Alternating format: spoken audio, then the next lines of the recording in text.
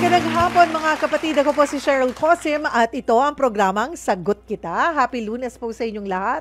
Kami po ay napapakinggan nyo sa 105.9 sa Mega Manila, 106.7 sa Davao, 101.9 sa Cebu, 101.5 sa Cagayan de Oro, 99.9 sa Ormoc at 107.9 sa Tacloban. Bukod po sa radyo, kami po ay napapanood nyo rin. Present na kami sa True TV Channel 19 sa mga Signal subscribers po iyan. At maging syempre, hindi kami mawawala sa inyong Facebook at YouTube. Hanapin lamang po ang True Network PH. At ngayong araw po ng Lunes, usapang batas tayo mga kapatid. Ang ating pong tututukan ngayong araw, nako baka maraming makarelate, away magkapit-bahay. May mga nag-aaway pa ba talaga ngayon magkakapit-bahay? Hindi ba naaayos na lamang yan sa maayos na usapan? Hindi ba mga kapatid? Pero kung kayo po ay may concern, mayroon ka bang kapitbahay na lasinggero o masyadong marites o baka naman napakahilig sa videoke kahit 10 oras ng gabi? Abay minsan talaga naman pong humahantong yan sa sakitan at malala pa, umaabot sa patayan. Tulad na lamang po ng balitang ito noong Pebrero. Panoorin natin. Walang palag sa mga pulis ang 60 anyos na lalaki nang arestuhin siya matapos pagtatagain ang kanyang kapitbahay sa Rodriguez, Rizal. Nakumpiska sa kanyang 4 na patalim, 3 dyan ay tila itak. Sa investigasyon, nakainom ang sospek at 67 anyos na biktima nitong Martes ng gabi. Nagkainitan daw ang dalawa ng magpalakasan ng videoke. Parehong malakas yung kanilang videoke. Nung nagkaroon nga ng sagutan at biglang inundayan ng saksak nitong ating suspect ng ilang bisis. Kritikal ang kondisyon ngayon ng senior citizen na biktima. Ang sospek hindi itinanggi ang krimen. Pero giit niya, binubuli kasi siya ng biktima. Totoo pong nabubuli po kayo? Opo. Anong dahilan po na pong bubuli? Ano pong sinasabi nila sa inyo? Tama na po yun. Ayaw ko na po magsalita, ma'am. Sa korte na lang po. Dagdag naman ng mga pulis. Ang pinag-ugatan nito dahil nakabili siya ng 2 kwarto doon sa areang yon. Tingin ko na puno na rin kasi nga lagi nga daw paglasing din sa kabila ay lagi siyang parang pinag-iinitan. Napag-alamang nakulong na rin pala ang sospek ng higit 20 taon dahil sa frustrated murder. Lumaya siya noong 2010. Mahaharap ulit siya ngayon sa parehong kaso. Nagbabalita mula sa Frontline, Caricator, News 5. Ayun, ayaw nating humantong po sa ganoon, 'di ba? Or minsan kasi yan, pag may kasamang alak, kakaiba. 'Di ba? Hindi ka kalmado, iba yung takbo ng isip mo. Yun ngang mga magkakapitbahay lang nagiinuman, nagkakakwentuhan, nagkakapikunan, nagkakasakitan pa, imbis na nag-e-enjoy lamang po. So yan ang ating tututukan. Ayan, thank you. Katulad ni Ding Dong. Hi Ding Dong Flora. Ayan na nakatutok sa atin ngayon, boss. Ayan, thank you. Thank you for listening.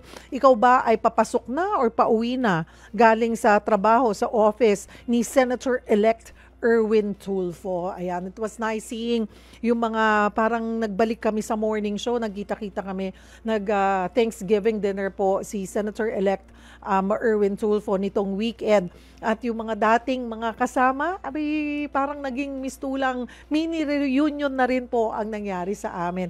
Congratulations again, Senator Erwin Tulfo, and thank you for inviting us. Siyempre, sa pangunguna yan ni Ding Dong. Ding Dong, kita-kits, may date na tayo, alam na natin yung gagawin natin.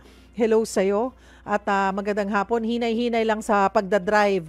Ayan, tama-tama kung ikaw ay may kapitbahay na pinoproblema, sana hindi ikaw ang pinoproblema ng inyong kapitbahay, Ding Dong. Ikaw na mo problema o sana walang problema at all. 'Di ba? Pero kung meron po, mga kapatid, ang ating question of the day, ano ang problema mo sa iyong kapitbahay? Post po kayo, maari po kayong kumonsulta, ay legal day po tayo. Siyempre, meron po tayong legal expert na kasama today. Maari nyo pong i-post yan sa ating live stream. Baka problematic na po kayo. Paano ko ba makakalma itong kapitbahay ko or mapapahinto or talagang sakit na ng ulo, dinaan nyo na ho ba yan sa barangay? Kasi usually yan naman, kung nakatayo naman po kayo sa isang subdivision, dapat sa association nyo man lang. Or kung sa condo, dapat yung sa admin po ng inyong condo, 'di ba? Pero kung talagang sagaran ng inyong problema, iiwasan po nating mangyari katulad nung nito pong yung ipinalabas po namin na video, So, post po kayo sa live stream ng True FM at mamaya po ibabasahin natin yan isa-isa, or kung gusto nyo po, we can put you on air and directly talk to our expert. Maaari po kayong tumawag sa ating tanungan hotlines, 8689-3289 or sa 8689-3290. Again, that's 8689-3289 or 8689-3290, mga kapatid. Ayan, pauwi na. Siya ang head executive assistant ni Senator Erwin Tulfo. Ayun. Kasi may po nila ding-dong, morning show pa lamang, magkakasama na kami. So alam nyo na yung mga edad namin. Ayan. Medyo nag-mini reunion po kami niya. Nila Sir Vince Rodriguez, si Julius and si Tintin. Ang dami. Si Crystal. Hi Crystal. Napakatagal na. Ang dami naming nagkita-kita doon. Hello sa inyong lahat. Ingat. Pauwi na. Aga mo umuwi, ding-dong. Totoo ba yan? Aga, mukhang wala pang masyadong schedule ba si Senator Erwin Tulfo. Ayan. Okay, mga kapatid, tuloy na po tayo. Dito na po tayo sa ating suking legal expert. Pinakasukdulang suki po natin siya. Ayan, kasama natin dito sa studio, Attorney Rowena Soriano, Associate Dean ng FEU Institute of Law. Attorney Weng, thank you for coming again. Hi, good afternoon, Miss Yeng, at good afternoon po sa lahat ng ating mga magkakapit-bahay dyan. No? Sana po makinig tayong maigi. At mamaya po kung kayo may mga tanong, ayun po lahat nung sinabi ni Miss Yeng kanina, Miss Cheryl, pwede po kayong mag-post, pwede kayong tumawag, at pwede kayong kumonsulta mamaya. Ayan, siya na nagsabi, si Attorney Weng na. So kasama niyo po si Weng at si Yeng ngayong hapon. Attorney Weng. Yeng po kasi tawag sa akin yan ng aking nickname. Yun lang, wala akong attorney. Siya, Attorney Weng.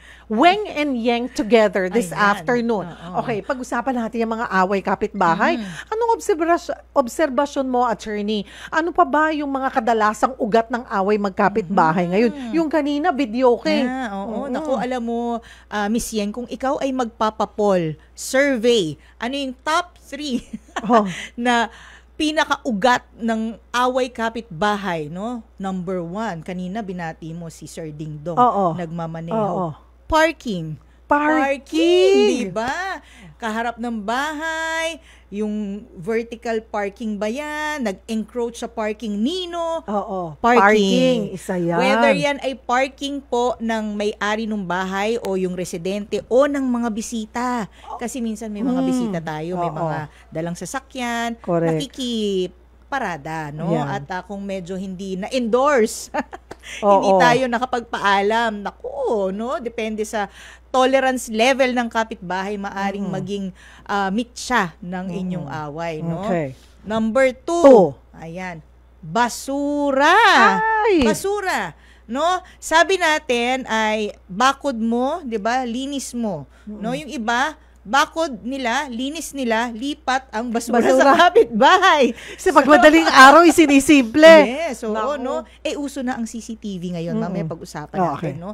Kung yan ba ay pwede sa reklamo, no? Ebidensya sa barangay o sa korte. Pero uso na po ang CCTV at ang ating mga telepono ay may mga camera. So kung sino man yung dumadaan, may nakatutok na CCTV, nakaka-capture po tayo. No? Kahit na yan ay pasimple, sabi nga ni Ms. Yeng, madaling araw, anumang oras, nililipat. No? So kung magliligpit tayo, maganda naman yon, no? Linisin ang bakod. Pero may tamang pamamaraan ng disposal po ng ating basura. Correct. Hindi po sa kapitbahay. Yan. So parking, basura, okay. Ano pa yan? Yung kaninang binalita mo. Video, no? okay. Yung video, ingay. okay. Oo, ingay, no? Regardless kung yan ay video okay man, may banda, no? Minsan may kapitbahay, residential area, pero parang industrial. No? Park ang level ng decibels. So nagagalit yung mga kapitbahay na may mga estudyante, estudyante natutulog kasi puyat, 'di ba? Merong videocon, nako, may mga meetings, no? Naririnig yung mga construction sa kapitbahay, maingay lang. May mga nag-aaway, maingay din. May mga argumento, 'di ba, maingay, or meron din nag-uusap, maingay din. Or inuman, 'di ba? Yes, madaling araw, tapos no? may malakis kang speaker, correct, nagpa-party. Ayan na So nga yan ba? po, parking, basura, ingay. Ingay na in general. Yes, Mapa-videoke man yan, mapa-loudspeaker man yan, or banda. Ayan po. Yun pala yung top 3. Oo. Pero I'm sure marami pa. Pero Marami yung pa mga yan, ganitong- marami pa. Oo. Yung mga ganitong issue, Attorney Weng, paano ba yung proseso? Dadaan ka ba kaagad sa barangay bago magsampa ng kaso? Ayaw na po natin magsampa ng kaso kasi talagang Barado, Ayan. no? Kagagaling lang po natin sa hearing. Oo. So barado na po ang ating mga korte. So Ayan. kung sa abot na makakaya ay sa level po nating magkakapit-bahay, maaayos po natin. Yan naman po ay kung maayos, no? Best effort ay medyo kumalma muna ang ating mga isipan, no? At ating mga damdamin. Oo, kasi pag yung bugso, ng damdamin, iba eh. diba? Susugod ka na lang eh. Yan, 'di ba? Ibang usapin pa yung may issue pa din. Halimbawa, may kapitbahay kang marites, 'di ba? Oo. Pinagchichismisan yung pribado mong buhay. Minsan tumataas yung Ingay din yun. Oo, Kasama rin diba? din Kasama sa sa ingay ingay. at chismis. Kaya 'Di ba? sa Paglabas mo, pinag-uusapan ka na pala, hindi mo alam. So, iinit na yung ulo mo. So, yung bugso po ng damdamin, no, talagang marami talagang masisave kung yan po ay ikakalma muna natin. Inhale, Hinga ka muna, exhale, 'di ba? 3 So, beses ha.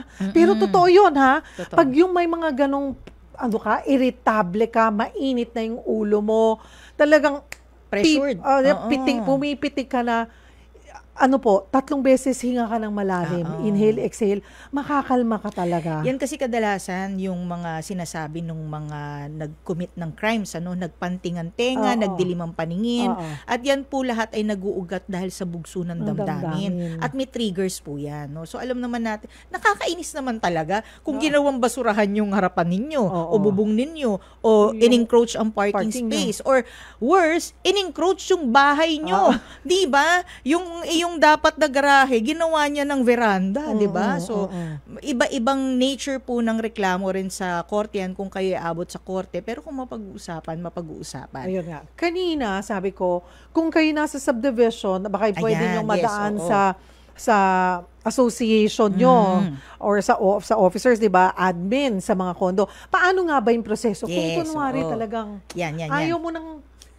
ano yung unang maganda muna? Siyempre, Usap. katukin mo Oo, yung yes. kapitbahay at Oo. mag-uusap kayo. Ngayon, kung hindi naman kaya yon, minsan, nabanggit mo kanina, yung Homeowners Association, baka naman pwedeng mamagitan din, di ba? Oo. Besides, Or yung admin ng kadalasan, kondo. oo, Oo. admin ng kondo, meron namang yung bylaws, di ba? So, kung may mga reklamo, may rules naman usually. Pero kung talagang hindi kaya ng powers ng ating mga HOA president na usually sumasakit talaga yung ulo sa mga ganyan, bukod pa sa collection nila ng monthly dues, no? So, pag dinagdagan ng ganyan, minsan hindi na kinakaya, barangay. Okay. So, unawain po natin kung ano po yung esensya ng ating katarungang pambarangay law, no? Kasi at the heart of all this away kapitbahay, nandyan po yung katarungang pambarangay law at subject to its limitations. Hindi naman po lahat kayang idaan sa barangay, no? So yung mga kanina na pag-usapan natin, ang pinaka number 1 na element ay kapag kayo ay belonging to the same barangay. So obviously, kapitbahay, kayo po ay under the jurisdiction ng iisang barangay. So, maaari po kayong mag-lodge ng complaint, magsampa ng reklamo. Yan naman po ay may mga forms, no, doon sa katarungang pambarangay law na nasa ating local government code naman. Ang nagpapairal niyan bawat LGU under the supervision po yan ng DILG, Department of Interior Local Government. So, may mga forms na po yan, no. Pupunta lang po kayo doon sa barangay at sumangguni kayo doon sa kanilang desk, no? Iba pa po yung kapag violence against women and children, meron pong women's desk na tinatawag or children's desk. Pero yung general na mga reklamo laban sa isang kapitbahay, mga concerns, awayan, alitan, andun po yun, no? Pwede kayong mag-narrate doon or i-fill up nyo yung form at mag-attach po kayo ng sarili nyo sa salaysay. Ngayon, yan yung unang step, no? Matapos nyong i-exhaust lahat ng remedies available, makiusap panig ka ninyo. na. Yes, at saka, sa ito, HOA President. pag sakali man po, usually una, ikaw muna, di ba? Pupuntahan mo yung kapitbahay.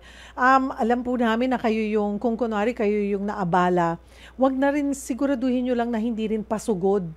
Yung malakas yung katok. Yes, Or bigla kang lalabas, alam po namin talagang pero kayo yung kumalma. Kasi pag sumugod ka kaagad, ang tendency nung sinusugod mo, defensive. Reaction. Oo, Yes, di ba? oo. Mag-aano rin.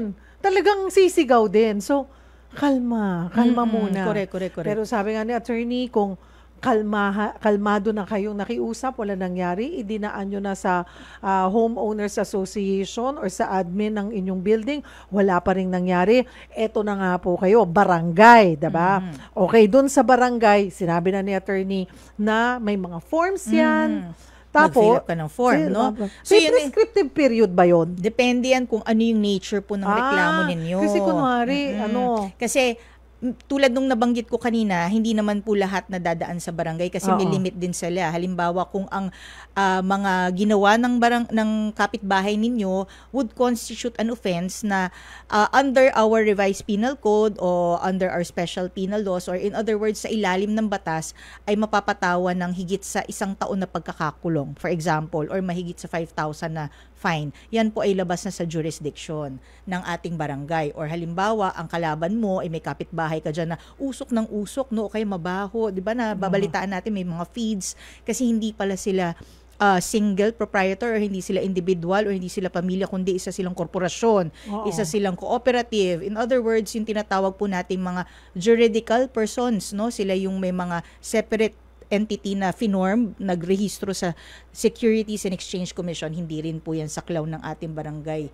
So, may mga mas malalala po tayo ng mga offenses, no, na ang equivalent, no, sa atin, for example, imprisonment, no, punishable by imprisonment na malala na, no, ay hindi na rin sasaklaw yan, no, ng ating barangay. Like kahapon, last week lang, may kaibigan akong tumawag sa akin at namumroblema sila dahil hindi daw pinapansin ng barangay, nirereklamo yung farm nung kalapit nila na masyado ng malangaw, na nakakaapekto na.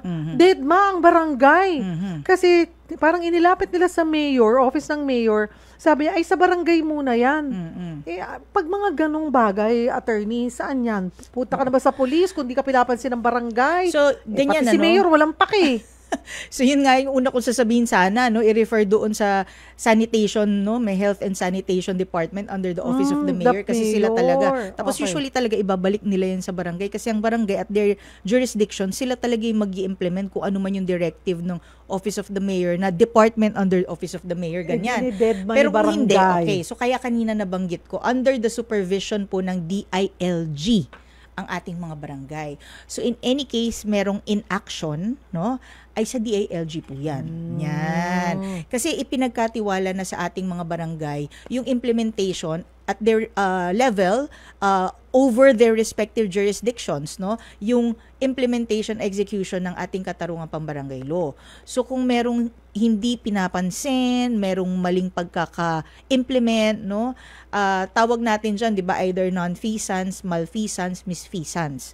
Non-feasance, no, for a public officer under the revised penal code po yan, no, hindi umaakto, omission, no, offense or crime by omission. May dapat kang gawin, di mo ginagawa. Non-feasance, no. Malfeasance, baliktad, no? Wala kang dapat gawin, ginawa mo. No? Hindi ka dapat nangialam ka. Halimbawa, tulad yun, juridical entity ang kalaban, korporasyon, tapos nag-take ka ng jurisdiction. Exercise ng jurisdiction, mali. Kasi beyond the scope of barangay po yan. Third is yung misfeasance.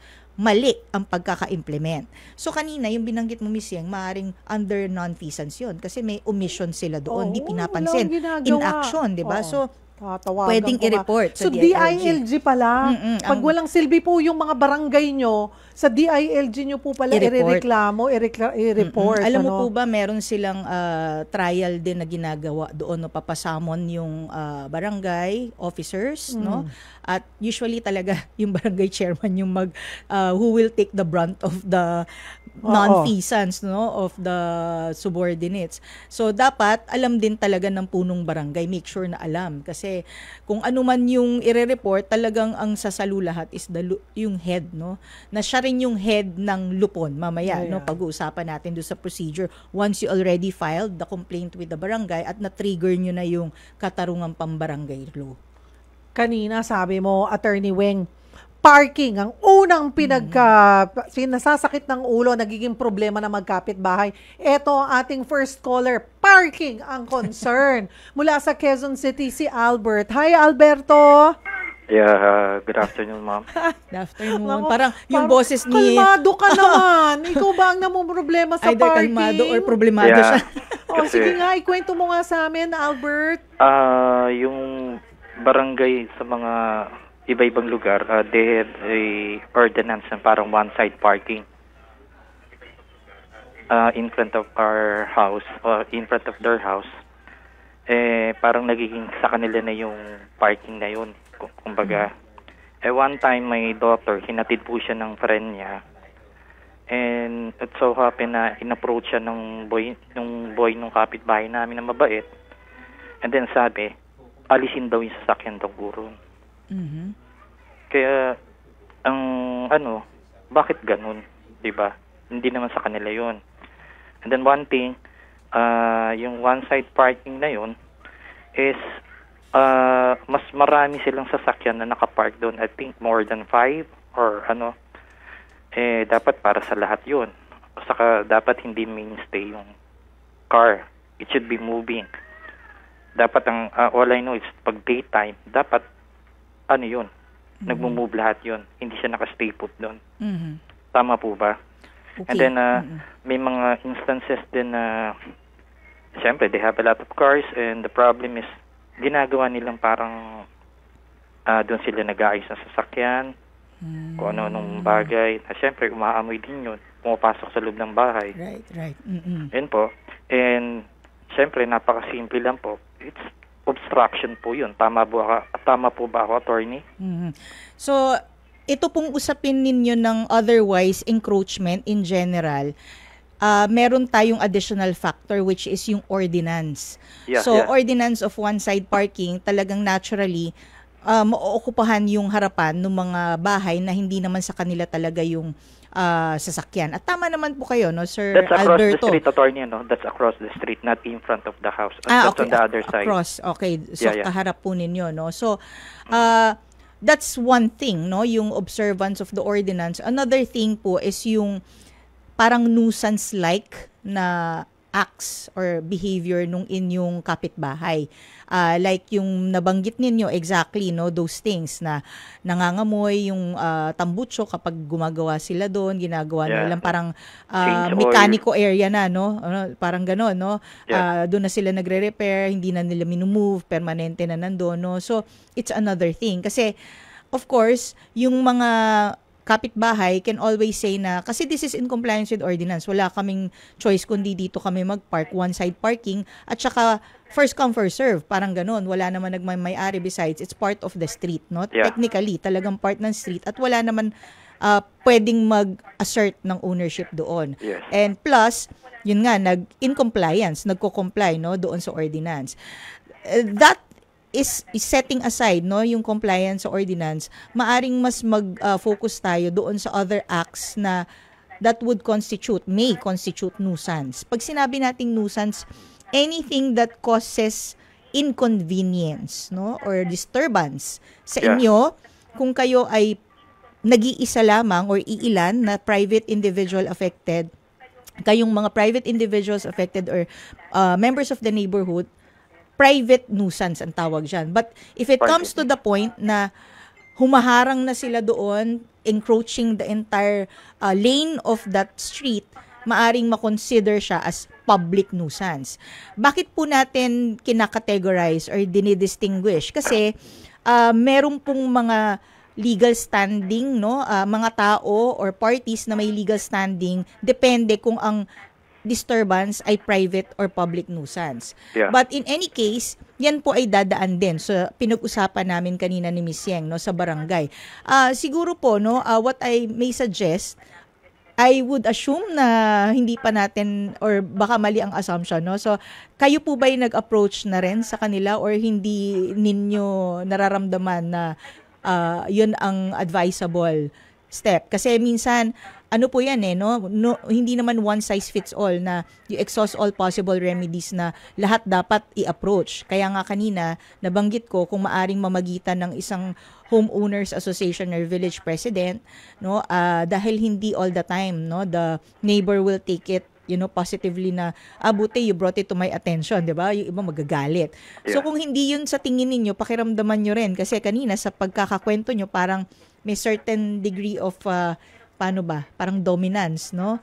So baka may intimidation. Pero kung sa tingin nyo naman, approachable, sabi nyo may boy na, sabi nyo na mabait naman, no? Kasi po, yung boy, pinapaalis yung nakapark. Na vehicle. Nagpark lang saglit sa may one side parking na yun.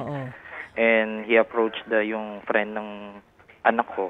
Nasabi, alisin niyo yung sasakyan dyan kasi bawal kayo mag-park dyan. Pero that's part of the one-side parking. Sa ganung level po, pwedeng yung, at that level, no, conversational, no, pwedeng sabihin na one-side parking po, makikipark lang po dahil may din-drop off, ganyan. But, pag nag-escalate siya, ayun na po, no, pwede na tayong either mag-approach ng mamamagitan or sana hindi umabot, no, pero kung talagang kakailanganin, mag-i-institute po kayo ng reklamo sa barangay. Kaso, attorney, yung friend po ng anak ko is a lawyer. Okay. So, sinagot siya. Okay. Why? Do you own this street? Sabing ganun.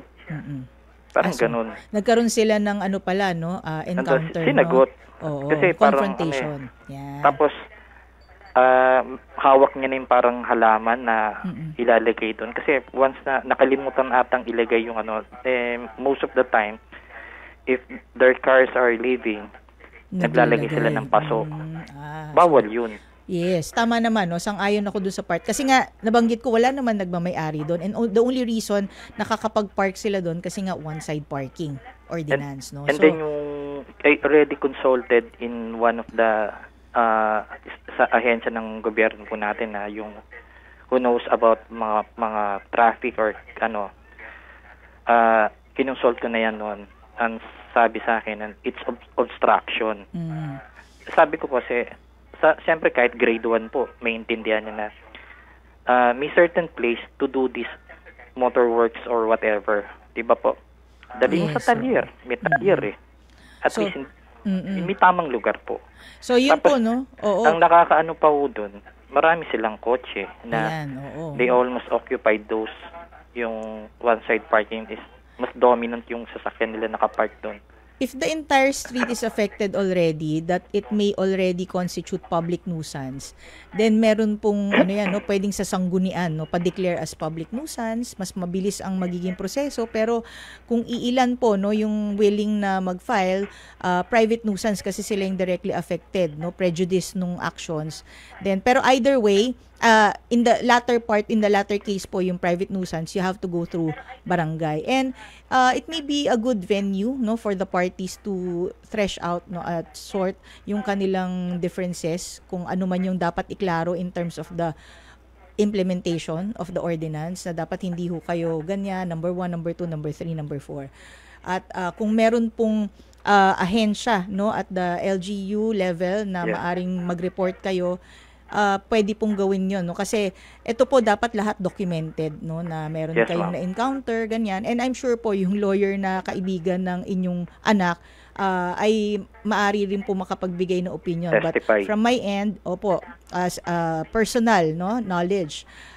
Pero for me, ang masasuggest ko, i-document po lahat. If after exertion of best effort, hindi talaga at mas mapapahamak pa, ma-risk ninyo yung safety dahil baka mag-away, ganyan, dahil magkakaroon ng confrontation, then ako po, masasuggest ko, sa barangay po talaga. Is it okay that I'll ask my family, one of the members of my family to take a video, for example, if they're doing some mechanic. May pruweba. Actually, yan pong, yung mga nandiyan na tayo, no? ang ingay, tas siyempre pag nag-change oil ka or whatever, Yes, opo. Admissible Papasok yan. yan sa loob ng bahay. Yes, oo. Admissible. Kasi And you can they start should- by recording what effect meron, no? What effect does it have, no, inside your home. Tapos And then they labas. should do that in a certain talaga tamang lugar po talaga. Kahit ako, pag may sira sa sasakyan ko, dadalhin ko sa or if they have their own garage, Yes. gawin nila sa loob ng garahe nila. Di ba po? Yes, oo. Tapos yung minsan may rin na-report ko na rin sila siguro twice na kumakanta sila. And it's already 10:15, 10:30. So sa kwento nyo, Sir Albert, mukhang Medyo- nuisance, no? Medyo, nuisance na. Oo, hindi, medyo sabi, nuisance sabi na ko talaga. nga, 10:15 na, what time is it? I asked my wife, sabi ko, anong oras na? Sabi 10:30 na. May ordinansa hanggang alas 10 lang po, di ba? So, itinawag ko. Ayun. Tumigil naman po. Medyo parang sumisilip-silip dito sa bahay po eh. Sabi ko, di sumilip ka lang dyan. So Sabi all ko, these things po you can document, and within a certain period you can collate them. Babalik ako dun sa unang advice ko na Yeah. i-document po lahat. So you document everything, and if it causes you extreme disturbance already, then you can start out by yung private nuisance muna. malawak pa lang noisan, no? Yes, Noisan. yes, opo. Malawak pa lang Malawak po, anything that causes you inconvenience, no? Whether sa amoy, pandinig, sa sight, no? Pero Lahat yan. attorney ito, no? Opo. Yung ginagawa ba nilang yun na pag may mekaniko doon, is it already a violation? Kasi, Actually, Kasi kaya sabi sila? sa akin, ma'am, yung ahensya na nakakalam sa mga traffic eh. Kasi sir, kung naka-extend nag-aayos yung gulong, naka-extend doon sa may part na ng street, hindi na it's a dapat. wala na. A violation na po yun, sir. Sabi niya nun. Yes. So kung halimbawa po, no, since meron na kayong prior consultation, although informal pa po yun, no? Pero Yes. siyempre, kaya rin po ako tumawag para this is to confirm kung consistent Okay. ba, Now- kung consistency po ng law, no? What I may suggest Yeah. to you, no, because kanina nga po, no, prior to reporting or filing a complaint sa barangay ay i-document, number one, kasi all matter of evidence. If you can get an official statement by writing a report, letter complaint to that agency or office of the LGU na sinasabi ninyo, no, yung sa mga may in charge po sa traffic, in the same way may in charge din na Department for Sanitation po, 'di ba, sa sewage management, ganyan. So meron talaga pong nakatoka diyan. If you can report and then you get a response, if you will be referred back to the barangay, at least meron po kayong in writing na documented na report.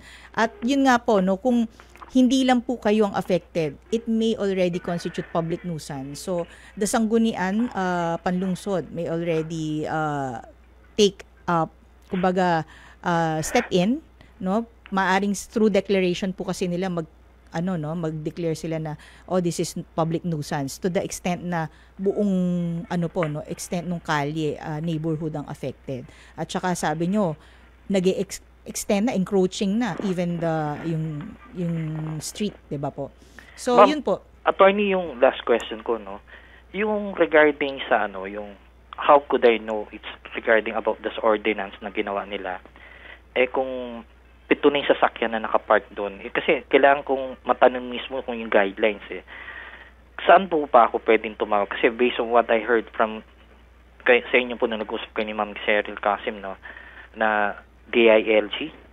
If DILG knows the guidelines of the ordinance not being made by the barangay. Ang mga ordinance po kasi parang counterpart po yan at the LGU level ng ating mga batas, no? So, ang ating mga LGUs may degree of decentralized po kasi, decentralization. So, yung mga sangguniang panlungsod, parang yan po yung legislature branch ng ating LGU, no? So executive is yung office of the mayor, ganyan. So sa kanila po kayo pwedeng humingi ng clarificatory, no?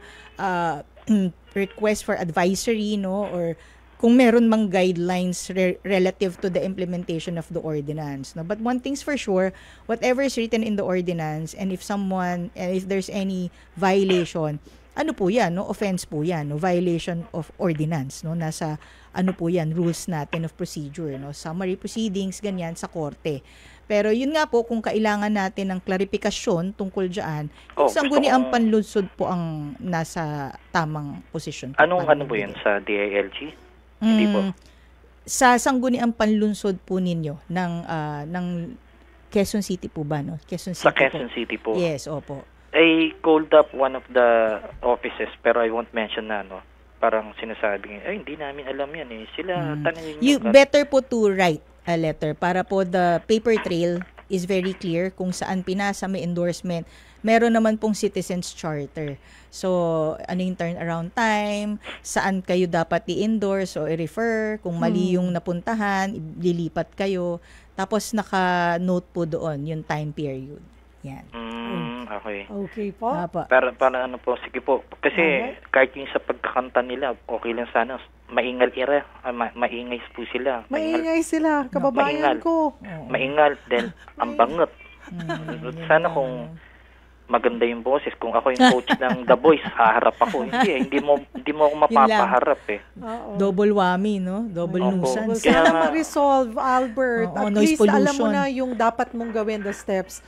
Ang mahalaga ay may mga documentation kayo or may mga proof kayo like the video, simulan nyo nang mag-collate. So, okay lang po yung it's not again. Pag nagkaroon ba, ito last attorney, ano, if ever nagkaroon ng dialogo sa barangay, pwede po ba mag-take ng video doon? Yes. Hindi po, no? Actually, opo, may Bawal mga po? rules po in place, no? Yung ating mga lupon tagapamayapa, of course, headed by the barangay chairman, or the chairman can appoint among the 10, not more than 20, list of lupon members na ma-assign or kung kanino mairaraffle yung inyong reklamo. Tapos, kung hindi amicable settlement at the level of mediation, yon pamamagitan, conciliation po kayo, no, sa pangkat tagapamayapa. So either way, no, and even kapag umabot, mag-agree kayo to arbitrate, I don't think that may be possible, no, arrangement na i-record. Of course, you can always ask, no, kung pwedeng i-record, kasi in the first place, yung pong mga minutes, no, ang pwede lang pong makakuha talaga noon from summons and yung mga minutes signed by the parties, mga parties lang. Ang danger po kasi kapag nire-record, it can always be uploaded. Video po, we're talking about video. Yes, recorded by video or audio can Bawal always po be uploaded. Oo. So, it's always best to ask, but ang default po, just my opinion based on experience, no? In fact, lawyers are not allowed, no? So, yung mga parties involved lang talaga. And if minor, ganyan, or incompetent, may mga rules in tayo na it should be the guardian or the parent. Pero otherwise, yung mga parties involved lang po talaga. So, that's how confidential, no, at the level of the barangay proceedings are. So even the lawyers are not allowed, no, kahit may SPA pa kami. Kahit yung friend po ng anak ko. Kung siya po ay yung pinaalis sila, yung pinaalis po. Separate hindi po siya taga-barangay, no? Kasi kung gagawin niyo siyang hindi witness, siya residente dito. Kayo po ang magiging complainant, witness niyo lang po siya. So hindi po siya really party, pero pwede siyang included. Opo. Okay. So sana po nakatulong. Thank you po. Pasensya na po. Kaya, Ma'am Cheryl. Yung oras Pahabang namin. ating Thank you po at Thank you, Ma'am Cheryl. discussion. Salamat. Sige. Ayan. Mga kapatid, break lang po kami ng kaunti. Ayan. At pag-usapan pa natin yung iba pang iba pa ninyong complaint. Kung meron po kayo, gusto nyo pong tumawag, tawag na po kayo. 8689-3289 or 8689-3290. Huwag po kayong bibitaw. Magbabalik po ang programang Sagot Kita. Kasama po natin Attorney Weng Soriano. Ang nasa right.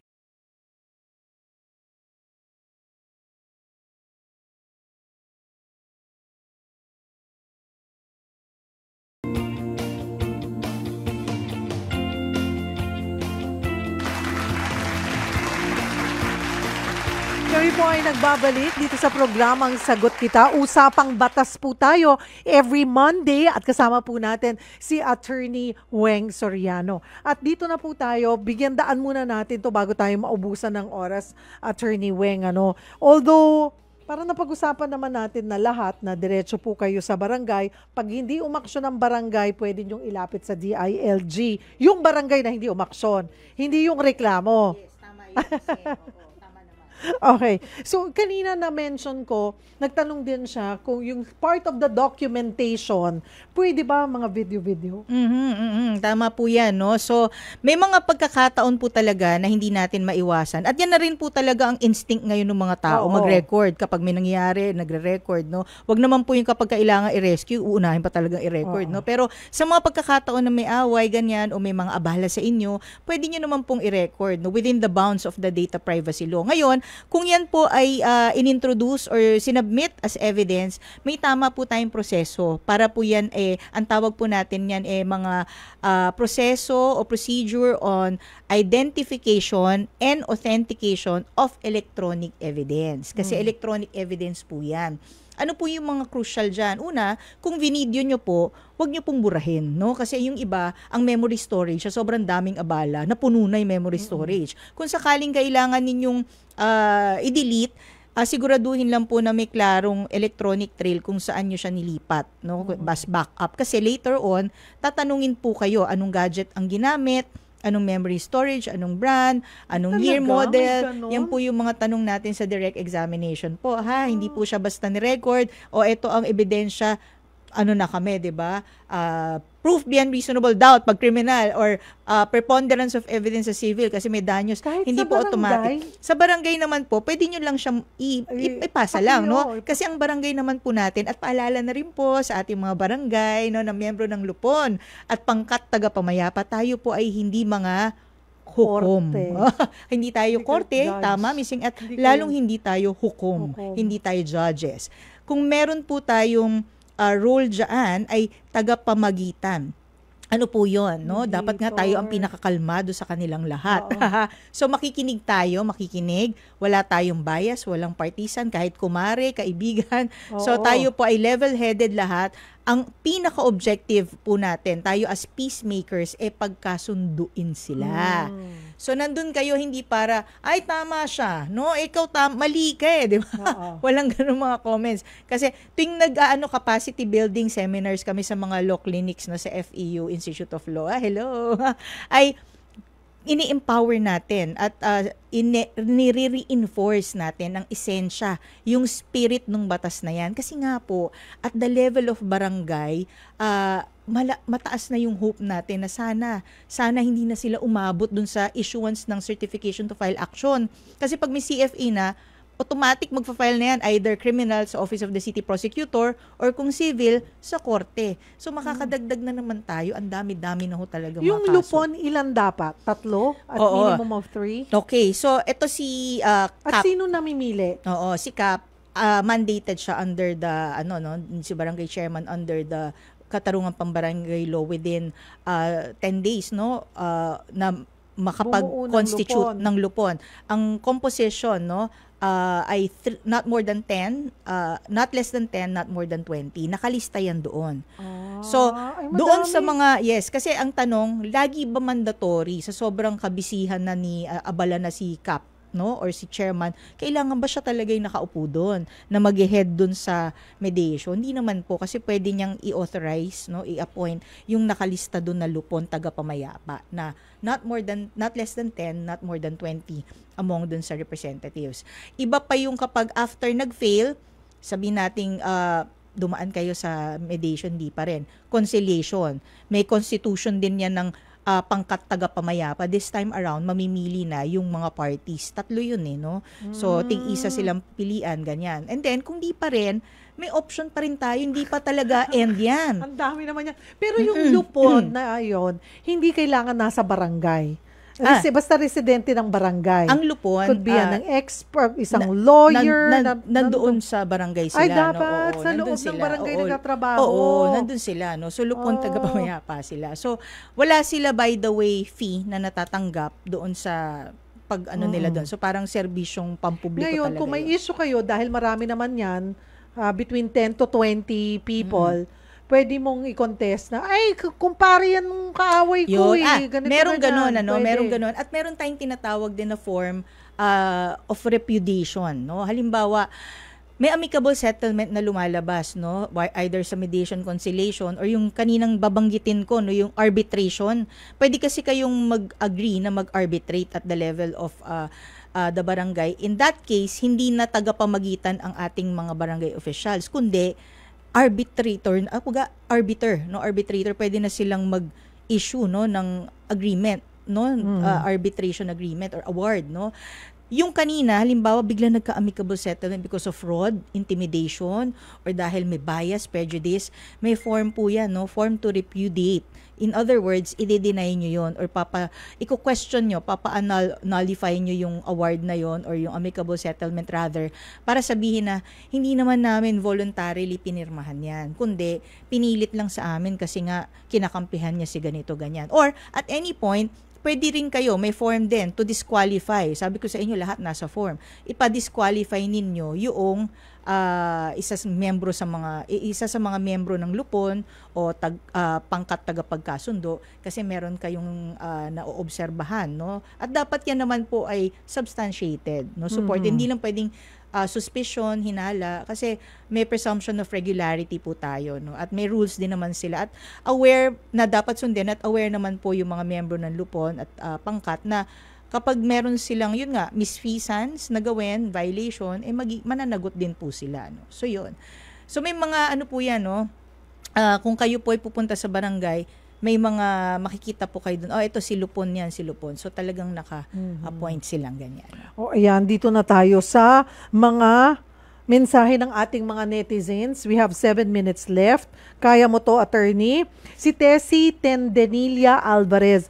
Ma'am, yung mga aso po sa isang compound, 5 ang alagang aso, nangangamoy na, pwede bang ireklamo? Ireklamo po natin at lalo kung ito ay nakakaapekto na sa ating sanitation. Malaking bagay po yan, no? I-report natin yan. At bibigyan po sila ng ticket, no? Depende sa LGU, no? May mga LGU na bibigay ng ticket, may mga rumuronda po dyan. I-report nyo po agad sa barangay para aksyonan agad, no? Si Isadora Monteverde, kami po, ang aming kapitbahay, ang lakas ng tugtog ng speaker. Nagpapausok pa, sinisigaan yung basura sa amin ng punta ng usok na may sampay na nilabhan. Grabe, ang pasensya. So yan po ay kanina, no, sanitation. So yan po, parang pollution yan, 'di ba? Air and yung sound, no? Kasi yung sound at yung decibel niyan, kung hindi nasa tolerance level yung usual noise, maari nyo rin siyang ireklamo. So, pagbigay alam nyo po doon sa barangay, no? Sa lahat po ng ito, i-record nyo. I-record nyo. Kasi para hindi lang pwedeng meron photos, videos. Of one against the other. Si Mark Mendez, attorney, paano po pag sinasaktan ng asawa yung babae? Kapitbahay namin, pwede bang magreklamo on her behalf? Kasi kawawa naman. Napag-usapan po natin yan. RA 9262, Anti-Vowsy Law, Violence Against Women and Children is a public crime. Meaning, pwedeng mag-institute, no? Mag-initiate, mag-file ng reklamo yung at least 2 persons, pwedeng kapitbahay with personal knowledge at kasama kayo dyan. Kasi kung naririnig nyo, nasasaksihan nyo, ang atin naman personal knowledge, anything that you hear and see, no? At maaari nyong i-relay. So kayo mag-initiate pero kailangan din mag-testify eventually si victim. Okay. Attorney, kunwari, ano yan, barangay or diretso na ako sa PNP, Ang Vowsy? Suggestion po Vowsy natin, desk. Pwede. Yun, kasi one size fits all, pero at least meron tayong nakahain na remedyo at the option. Kunwari ako si kapitbahay, kasi ayoko nang madawit yung pangalan ko dyan na ako yung nagreklamo. Usually kasi ayaw talaga nilang dumaan sa barangay kasi magkakakilala pag chichismisan. So pwede kayong dumiretso. For protection order, pwede pong ang ginagawa ko kasi dyan, no, kapag ganyan yung sitwasyon, pwede ka naman dumiretso sa korte for temporary protection order. Regardless kung may barangay protection order, kasi minsan ang BPO or barangay protection order only lasts for 15 days. Kung kunwari ako yung kapitbahay, susumbong ko na lang sa pulis na lang. Sa pulis nga, sa may Vowsy. Women and Children's Desk. Yan. Meron po dyan. Huwag nyo lang ibigay yung pangalan, sabihin nyo lang pumunta ho dito. Ngayon, kung mag-imbestiga sila, doon na lang kayo pumayag. Correct. Basta at least, they wouldn't know na ikaw yung nagreklamo. Yun yung concern ng ibang mga kapitbahay, diba? At kung may children involved, lalo na kung may DSWD. anak pala. DSWD rin po. Eto, si Leila Santos, legal ho ba yung mga pasugal kahit yung mga bingo? Ang ingay po kasi ng kapitbahay namin dahil dyan, pero hindi naman 10 oras ng gabi. Makala mo yung mga kapitbahay sa probinsya, madalas to yung mga siesta paghapon. Oo, wala naman Diba? lamay Sa siguro, hapon, no? Pero kung nagbibingo, halimbawang nagkakatuwaan, lang. pero may pera. Yun lang. Ayun ano, lang. oo. Bawal din yun, pag diba? naging public na siya yung extent ba nung number of people din, ano? Kasi kung Kahit pamilya nasa loob lang, ng bakuran. kung nasa bakuran pero sobrang ingay Tapos at may marami mga rin. dumadayo. Tapos may mga nagtataya na, ano na rin yun. Pwede diba? nang ipakall yung attention, Oo, call pa-call ng na attention sa attention. barangay. Tapos nandun pala si Naku, Kap yun at lang. saka si, Si Lupon. nakikisali sa bingo.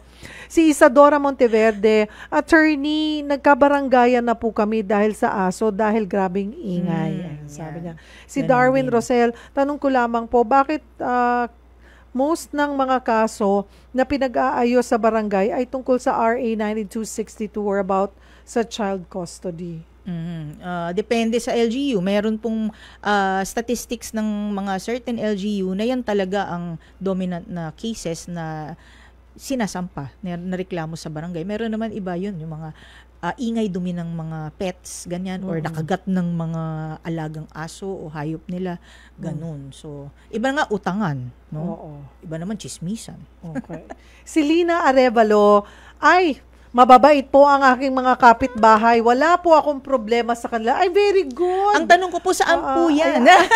Mga gusto na lumipat ni attorney. Uy, ako mababait din mga kapitbahay Mababait naman, namin. no? Hello sa mga kapitbahay. Hello sa ating mga kapitbahay. At ang aming barangay captain, no, Mar Jimenez. Sa Ayan, barangay hello Don Bosco, po. Parañaque. Ayan. Eto, parang marami nang lumapit sa iyo nagreklamo. Kilala mo na yung barangay captain nyo. Naglo-law clinic kasi kami. Okay. Supporter Law namin. clinic Yes, naman. sa internship. Akala ko marami nang lumalapit sa iyo eh. Tapos dahil mo kay Cap. Ayan. Ito mga pabati. Roberto Ignacio, magandang maulang hapon. Oo nga, yes, medyo totoo. maulan po. Pakibati Maulan po naman talaga. po yung dati kong tutor na si Jean Olay. Kasi nakikinig Ayan. po siya ngayon. Salamat po. Present po ako palagi mula sa Pasay. Thank you. Thank Si Leila Bicomong, si Anika po, birthday today. Pabati naman. Happy birthday sa iyo, Anika. Si Juvie, Sese, Mataga, Yumang. Happy birthday po, Ate Rose. Bless you more. Ayan, happy birthday. Ayan. Usaping birthday, makikibati ako. Sige, go. Belated happy birthday sa aking anak. Ayan. John Gabriel Orpresio. Ay, happy At ang birthday. Daddy Maki Gabriel Ayan, Orpresio. si Daddy. And of course, yung nag-weekend fan. date kayo. May pa yun. Pero belated na. Okay. Pero month long, no? Ang June naman ay my birth month. Ay, Ayan. happy birthday. Yes, birth month pa lang naman. Huwag Ayan. na natin sabihin yung edad. Oo. Pero malapit na bang ngayong Yes, June? malapit na. Sa first half, second half? Ayan, hulaan natin. Di mo magpapapol. Happy Yes. advance happy birthday, Thank Attorney you. Weng. Yes. Ayan. And of course, yung yung number one fan, si Mrs. Emma Soriano at si Rachel Soriano. Hi, Mami! Mami, oo. Ayan. At saka aking, Team Mami TPTC Emma. Taekwondo, sinasamantala ko na. Oo. Hello sa inyo. Parang matagal kang mawawala. Hindi naman. Kasi bumabati ka na Mga eh. bukas nandito ulit ako. Ayan, thank you, Attorney Weng. Thank you for joining us. Ayan, Salamat thank din you. po. Always an honor and a pleasure. At saka na talaga naman ang kanyang outfit, talagang gawang Pinoy. Yes. Diba? Pati ang So, shout out ba natin sila? Yes, oo. Sige po. Basta po, ang panawagan ko ay suportahan natin lahat ng ating mga local weavers at local Yes. artisans. Napaka-talented po. Lalo na po yung ating mga indigenous groups, Kagaya niya, cultural no? communities, mga Oo. habi, ganyan. at Yung mga sa akin, bands. kasya na. Medyo pumayat na ako. Kasi nung una medyo Kasya naman masikip, dati. diba? Oo, wow, very Ayan, good. ngayon mas komportable na Ayan. siya. Bagay na bagay pa naman sa'yo. Oo, ayan po. Hello, Yan sa thank Happy you. Hobby naman yun. Ayun, Happy Hobby. Yan. Akala ko Happy Hobby yan Ito iba eh. naman ito, no? So, di mo iba-iba na sila maalala, ngayon, no? iba-iba. Oh, ito naman, Pinasadya. Ito, Zarawan. Ay, Pinasadya. Hi, Yan. Pinasadya. Si, no? Kasi meron din ako sinuot ko last June 12, Pinasadya sa Frontline Pilipinas. Ayan. Yung jacket mo nun, Makikita natin, si Happy Happy by Attorney Evie Medina ayan, naman hi yun. Attorney, Happy Happy naman yun, yung jacket. Yes. Suot natin ulit. Yan. Medyo matagal naman, so pwede na ulitin. Oo, marami, no? Mga Itneg groups, Tivoli, yan. Kawes, no? Always my favorite. Yan. At sa Zara One. Habing Pilipino also, Ayan, by Rafaela, dyan po sa May Katipunan Extension. Thank you. Galing ako doon kanina kasi pinaghahandaan natin ang Independence Day. Ay, correct. Outfit natin. Yes, and it's Monday. Ayan, Monday. For government offices. Ang gaganda nila, no? Tuwing Monday on Filipiniana nga no? naman. Yan, si Likhang Abel pala, no? For the Itneg outfits. Also, parang suking-suki ka. Nang kilala mo na sila lahat. Support Pinoy, wear Filipino. Ganyan po tayo. Napakagaganda po ng ating mga tela, produkto. So, suportahan po natin, no? Para tayo ay mag-thrive, no? Kasi sa ibang bansa, sobrang na-amaze sila, no? Grabe talaga, napakaganda. So, ayan mga kapatid. Thank you. At thank you, Attorney Weng. Thank you. Marami pong salamat mga kapatid. Makakasama natin ulit si Attorney Rowena Soriano ng FEU. Ayan. At dyan po nagtatapos ang 1 oras na tanungan at sagutan dito sa Sagot Kita. Bukas pag-usapan po natin ang HIV sa bansa. Noong nakaraang linggo po ay nababahala po ang pamahalaan na tumaas po yung bilang ng parang umakyat or nag-jump siya sa 500% yung increase ng cases po natin sa HIV. Bukas, tamang impormasyon po ibibigay namin. At iniisip ko rin, ay baka din naman mas marami ng aware at marami ang nagpapatest. Kaya tumataas yung bilang. But para po mas maging responsable tayo, paano nga ba ito nakukuha? Tanggalin na po natin yung stigma dyan. Sa pagkakaroon ng HIV AIDS. Ito po ay may pangmatagalang gamutan na. And yun po, lahat ng detalye. So tutok po kayo sa amin bukas dito sa programang Sagot Kita. Sasagutin natin lahat ng inyong katanungan ukol po sa HIV AIDS. Ako po ang inyong kapatid Cheryl Cosim. Kita-kits tayo mamaya po, 6:00 ng gabi. Of course, sa TV5, sa 1PH, maging sa 1 News, and dito po sa True FM, Frontline Pilipinas with Julius Babaw and Jervy Wrightson. At bago po 6:00, 5:30 to 6, una sa lahat, kasama niyo po si Jiggy Manikad. Thank you everyone. God bless all. God bless you all. Ako po si Cheryl Cosim. Sagot Kita.